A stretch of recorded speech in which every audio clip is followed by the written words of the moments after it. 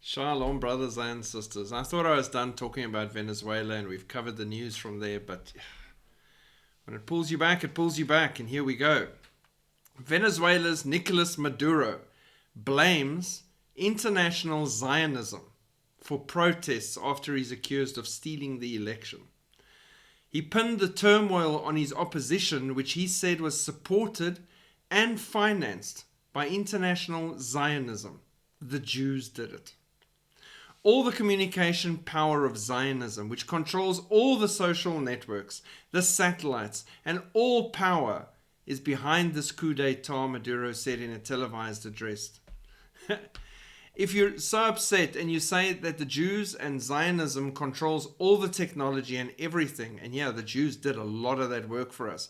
But if you're upset about that, then stop using all those things. Stop using your communication. Put your cell phone down. Get rid of most of the appliances in your home. Get rid of your medical things that are going to save your life. Anything that any Jew has had any hand in, then you don't have to claim that they're controlling anything.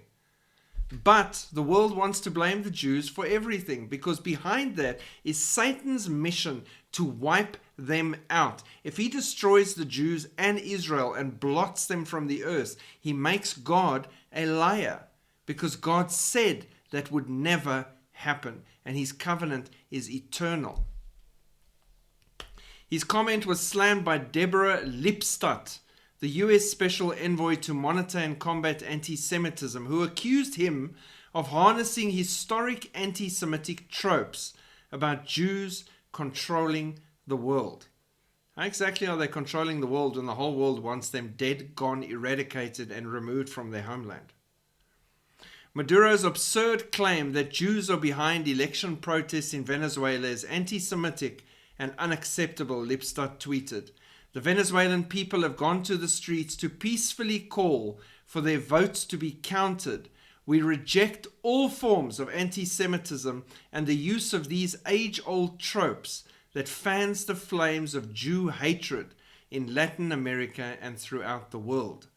Venezuela is home to 6,000 Jews, down from a height of 25,000 Jews in the 1990s, many which left over the economic policies of Chavez and Maduro.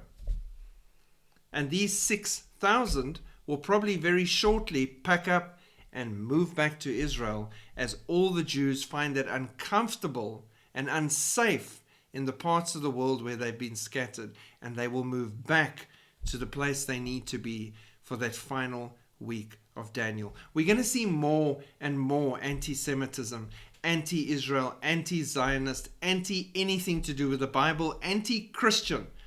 Anything that represents God, they will be anti, and they will come after powerfully, with the world's darkness supporting that push, which we are seeing very clearly in the United Nations, in governments, in everything. This is just one more example of that. You will be hated by all for my name's sake. God bless. Shalom.